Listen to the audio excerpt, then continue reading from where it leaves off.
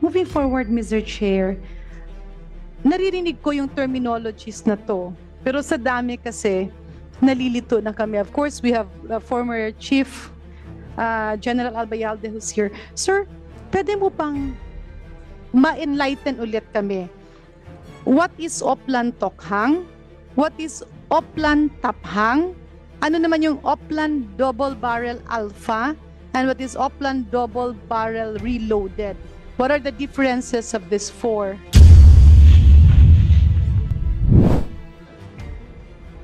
Thank you, Mr. Chairman. During my time, isa lang naman po yun, yung Oplan Double Barrel. And Oplan Double Barrel was launched on two-prong. Two-prong po yun, kagaya po nung sabi ni Mr. Chair, General Honorable Bayalde, pasensya na, no? Baka pwedeng, even if you're not yet PNP chief, but you were with the service, pwedeng doon tayo sa pinakauna. Ano ba yung pinakauna? Yung pinakauna po yun is yung Oplan Double Barrel. And double so barrel, not the Oplan Tokhang. Yes, the Oplan Tokhang actually is under Oplan. Oplan Tokhang is actually under double barrel. Dalawa po yun. Dalawa pong approach yun, yung Tokhang at saka yung HBT. Just like the Honorable Congressman Akop have said earlier, yun po yung ano doon. Yung Tokhang is basically, sabi nga nila, is a Visayan language, knock and plead. Doon po ginawa yung kumakatok sa mga different houses na pwedeng merong drug dependent if they want to be Mr. Chair, yung rehabilitated. tok kasi sa Bisaya is tok-tok. Yes. Tok-tok. Knock Hang and plead is po. hangyo. Mohangyo Yes, ka, yes. you request. Yung Tokhang galing sa China. It's a knock and plead po yun. It's a knock and The plead. knock and General, curious lang, bakit po, I'm also Bisaya, pero bakit ba Bisaya ang naging, is it in relation Bisaya to... po ang salita ng dating Chief PNP si Senator Bato. It's not related to the president being Bisaya. Hindi po, it's Okay. It's the Chief General PNP Bato. General Bato. Opo. Okay, sige. Yes, Mr. Chairman. So yun po ang concept of operation nun. Kaya po kung mapansin natin, in just a matter of less than few months, ang dami pong nag-surrender. I think for 1 or 2 years time, ang nag-surrender po it's more than 1 million nag-surrender. Drug dependents, the whole country. Kaya po na-overwhelm yung Pilipinas noon, Mr. wala Chair, tayong ano. Ano lang ha, clarify natin. Tokhang means Knock tok, and nanak. plead. Yes. Hang is hangyo. But the ones who is making hangyo is the drug dependent. Tama? No, It's- the pleadings come from the PNP themselves. The pleadings like yung pag makikiusap po sila na kung ikaw ay drug dependent, pwede kang mag-volunteer na Okay, before you get okay. addicted, no, deeply addicted, magpa-rehab ka na lang. Yeah, okay, So okay. yun po ang nangyari. And then the So it's HPT, of course, the police Oplan Tokhang operations. is a component of Double double barrel. barrel. Yes, ma'am. Okay. Tapos when I retired, meron na pong hindi ko alam kung ano niya, reloaded or what, hindi ko na po alam yun Mr. Chairman. Yeah, Basta can inabutan ko po somebody, yung Mr. Chair? Oplan Para Tokhang. pala matrix yan. Para lang align tayo sa definition of terms. Yes, ma'am. Yeah, so maybe we can Your Honor. request the Ganun po yun. PNP, any PNP representative, yung Oplan, that's Oplan double, Tokhang. Oplan Tokhang is a component of Oplan Double Barrel. Yon. Iba pa yung Double Barrel Alpha, iba pa yung Double Barrel Reloaded. Sige, sir, Ayan. if you can, Mr. Chair, with your permission, can we be appraised as to the definition of the components? Thank you, Mr. Chair. The succeeding Oplans from double barrel, we can say in some, Madam Mr. Chair, are just precursors of the old. But the new ones are just changing the focus, but still on illegal drugs. That's all how I can describe the succeeding Oplans, ma'am, after double barrel, the alpha, and the reloaded. It just changed on the focus, ma'am, from the HVT to I was not assigned with DO, ma'am. But basically, essentially, ma'am, that's the changes that were introduced from one Oplan to another. It's just the focus, but still focused on illegal drugs. Ano ba tayo ngayon yan? Do we still have now? Wala na. Meron pa Meron rin. pa. And, Ibig sabihin, marami pang Yes, drugs. yes, we have, Mr. Chair. and It's called the Adore. focus is the users to prevent them Oh, sure. from becoming pushers. Ganun ba? The judge pa-praise us kasi para maintindihan namin ng the focus are the users, not the big-time drug syndicates. Yeah, in relation to the question, Yes. First, may I know the position of Gerald Bakay? When these things happen, kasi para ma-establish ko yung credibility mo, na alam mo yung Oplan double barrel reload. bata pa siya nung araw. Kaya nga tinatanong ko, Mr. Chair. Kasi mas nakikita ko, merong mga nakikita ko dyan na nakapwesto noon na dapat alam nila ito eh. Di ba? Yes, Mr. Chair. What was your position then? So, in order for you to know this operational aspect? Well, yes, I started as being assigned with Directorate for Controllership, Mr. Chair. Then the Office of the Chief PNP as the spokesperson. I was designated thereafter as the Director of the Legal Service. From the Legal Service, District Director of Eastern Police District, and before the end of the Duterte administration as Regional Western Director. Police District. Eastern Police District, Eastern. Mr. Chair. Kailan Thank you. ka naging general? 2019, Mr. Chair, when I was designated as the Director of the Legal Service of the Philippine National Police, Mr. Chair. Because manakop, yung iba dito, ano dun eh, naging biktima din ng human rights. Eh. I know, Mr. Chair, there were, in the life of a policeman, there are also instances where we became victims of human violation. Accepted po yun, Mr. Chair, and I accept that. Mr. Chair, Are you finished, hindi, Congresswoman? related kasi yung sa Tokhang, so sabi kasi ni General Albayalde, pinasusurrender. Kakatok, tapos magpiplead yung police na sumuko na kayo para magparehab or whatever. Pero ano po yung basis ng surrender? So meron po ba kayong mga medical meron kayong medical legal basis para sabihin yung taong yun ay ano, or dahil tinuro lang siya or nilista lang siya as ano? Kasi parang absurd, Mr. Chair, no? Yung nagpapasuko ka ng tao, kakatukin mo lang, basta sabihin mo, o sumuko ka na, adik ka eh. O, di ba? So, ano po yung basis ng Ibig surrender? sabihin, Congresswoman Castro, mukhang wala yat ng pagkakaiba sa ilang kapulisan natin ang drug user sa drug pusher.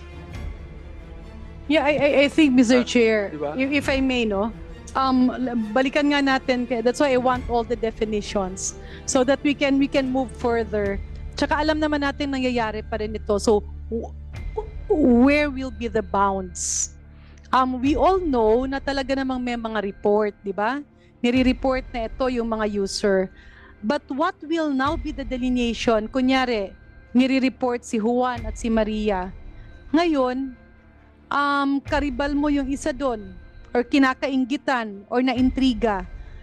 Where will intrigues come? Are there like poke-yokes or barriers to prevent yung tinuro, inintriga kasi may kalaban?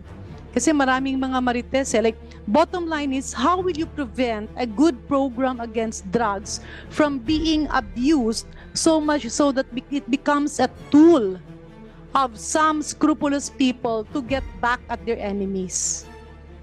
Well, Mr. Chairman, I think it's better po if we secure a copy from the PNP about the Oplan double barrel and others reloaded and whatsoever.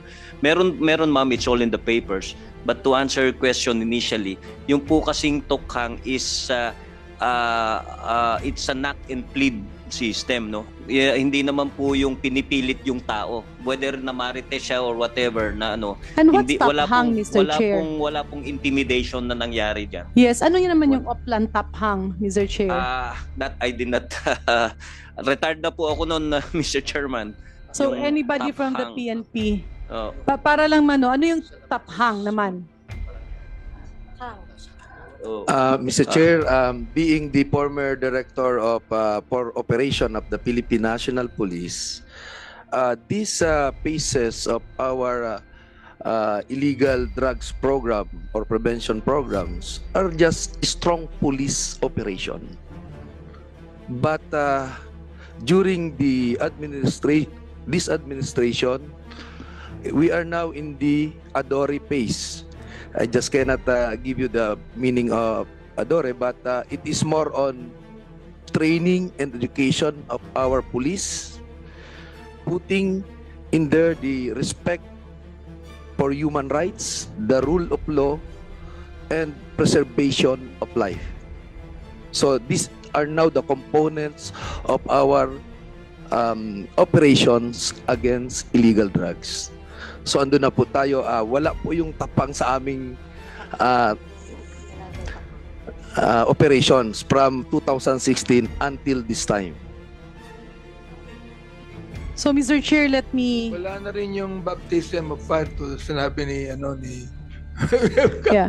So, Mr. Chair, let me request the PNP to submit the memos with regards to the drug campaign so that we'll be able to align with terminologies. My next question, Mr. Chair, is kanina nga nagkaroon ng mga allegation dun sa ating ibang resource person pointing at our former president, no? May I get the wisdom or the opinion of our former DOJ secretary, having been a member of the Duterte administration, the Duterte cabinet? Ano po ba ang masasabi nyo dun sa mga alegasyon na tila nililink kay former president yung mga alleged victims of the EJK, the drug war? It's a very difficult question to answer, Your Honor, dahil mayroong policy direction ang presidente tungkol sa eradication ng drug trafficking in the country, at marami rin tayo mga narinig na public statements niya na parang nag-encourage ng paggamit ng dahas sa implementation. But let me also point out that on many other occasions, in fairness to the President, kinaklarify din naman po niya yung kanyang mga nasasabi na parang marahas ang dating. At yan naman po paminsan-minsan ay kinaklarify niya. Kamukha nung siya ay magsalita sa United Nations General Assembly na ang konteksto ng kanyang mga pahayag sa kapulisan ay gumamit ng dahas kung ang inyong reasonable force, kung ang inyong personal security ay ma-endanger. Kaya meron din po naman ng mga okasyon na sinasabi niya yon para maipaliwanag niya yung konteksto ng kanyang mga binabanggit na kautusan sa ating pulisya. Alam naman po natin kasi na ang dating presidente ay ganun siya magsalita. Medyo may katapangan ang bitaw ng kanyang salita. Pero yun po ay nababalanse naman paminsan-minsan ng kanyang paliwanag na ito ang mga pulis ay dapat gumamit ng reasonable force kung ang kanilang sariling personal security ay malalagay sa alanganin. Ngayon, yun po ang kanyang policy directions na sinasabi. Kung ang implementation po niyan ay iba ang ating nakikita, ay palagay ko po ay maaaring case-to-case na po ang mangyayari dyan. Maaari pong mga sitwasyon na nasusunod naman yung policy na gumamit ka lang ng reasonable force kung ikaw ay ma-endanger ang ating police law enforcement agents. At admittedly, ay meron naman din pong mga sitwasyon na ang obserbasyon ng mga nag-imbestiga ay medyo unnecessary ang force na ginamit ng law enforcement agents. Yan naman po ay admitted. Kaya ang mangyayari po dyan talaga ay case-to-case basis kung ano talaga ang factual situation sa isang particular na kaso. There was also mention of 52 appeals. I'm not sure if I heard it from Chairperson Palpalato. Yung 52 appeals to the ICC na ay kay Attorney Colmenares. Yes, Mr. Chair. It was the appeal of government to the ICC decision to continue the investigation. In that appeal, the government was trying to assuage the ICC na we're investigating. In fact, we have 52 cases. So the data came from the government itself, and it was, of course, acknowledged. So naman in other kanila. words, the government appealed, we are investigating, meron tayong 52 cases, kaya wag nyo nang imbestigahin. Ganun po ba ang tenor? Correct, Mr. Chair. Yeah. And this came from the office of the Department of Justice or from the PNP? Where did this come from? Yun po ang statement na ginawa ng Office ng Solicitor General bilang counsel for the Republic. Kami po ay umakyat sa appeals chamber ng ICC hindi upang ipagtanggol ang kahit sino man na maaring pinagsususpetsahan na may ginawa na labag sa batas, kung hindi upang iparating po sa ICC ang mga legal arguments. Wala pong kinalaman to sa mga personalities involved. At ang legal arguments po natin sa ICC ay nagre-revolve lamang sa dalawang major points. Ano po? Ang una ay yung tungkol sa pag-exercise ng jurisdiction ng ICC, na bagamat kinikilala natin na yung mga ganyang klaseng crimes ay magfo-fall under crime against humanity kung yan ay mapapatunayan na merong systematic pattern. Ganun pa man, yung pong pag-exercise ng jurisdiction ng ICC ay belated in the sense na noong i-trigger po nila ang investigasyon, formal investigation, commencement or resumption ng formal investigation by the ICC, ay mahigit 2 taon na po tayong effectively nakapag-withdraw sa ICC. At yun naman po ay nilalaman din ng Rome Statute. Pangalawa po ay yung mismong essence ng trabaho ng ICC, yung complementarity principle na pinag-uusapan. Yun po yung nag-underlying legal doctrine kung bakit may ICC. Kung ang isang gobyerno ay walang kakayahan o unwilling na mag-conduct ng kanyang sariling investigation at prosecution, doon papasok ang ICC. They will complement. Pero ang primary jurisdiction po ay nasa domestic institutions. At yun po yung pinapaliwanag ng OSG. Ang ating mga domestic institutions naman po ay nagfa-function. Bagamat ang tingin po ng mga human rights groups ay kulang ang ginagawa ng ating domestic institutions, hindi po ibig sabihin na hindi ito nagfa-function. Malayong-malayo po ito sa kaso ng mga rogue states na tinatawag. Hindi ko na po i-mention kung alin sila. Pero karamihan po ay matatagpuan sa Africa na talagang medyo hindi po maayos ang governance. Ano po? Wala pong matibay na legal and judicial system. At yun naman po ang pinapaliwanag natin sa ICC, na hindi applicable yung ganyang complementarity principle sa Philippine side, sa Philippine situation, dahil meron tayong mga kaukulang domestic institutions. Nandiyan naman po ang Department of Justice, nandiyan po ang mga regular courts natin, nandiyan po ang Commission on Human Rights, at ngayon, ang aming legislature ay pumapasok na para gumawa ng mga kaukulang hakbang para ma-address yung mga ganyang klaseng problema. In other words, ang appeal na ginawa ng Solicitor General's Office is sabihan yung ICC na wag yun na munang ituloy because there are 52 cases being investigated. And so to avoid nuances and duplication, ito na muna, no, the domestic investigation shall be allowed. So my next question is, tama naman po yun, kasi talagang magiging magulo kapag isang issue marami ang nag-iimbestiga. So where are we now insofar as the 52 cases are concerned?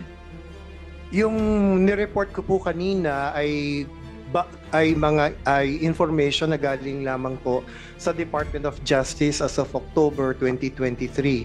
Yun nga po ay parang pahiram lang sa akin bilang Solicitor General, pero siguro po yung actual na status nitong mga cases na ito, pati po yung aming karagdagang mga cases na in-initiate nung time na ako po ang Justice Secretary, ay malalaman po natin yung actual status kung ang Department of Justice po ang ating magiging resource person para mapaliwanag ang kasalukuyang status ng mga kaso na yan. So with that, Mr. Chair, maybe it would be prudent that we invite the Department of Justice in our next hearing. Yeah, we actually invited them to come, but of course, I believe that Secretary is right now quite incapacitated to come. No, not But I no. think that he would be able to. He's not deputize. incapacitated, Mr. Chair, just He's for the record. Yeah. He's not, and he's working fully and very active. But with the volume of work that the DOJ is having, the department can actually send assistant secretary or an Yeah, deputize undersecretary. lang na. Yeah. Okay.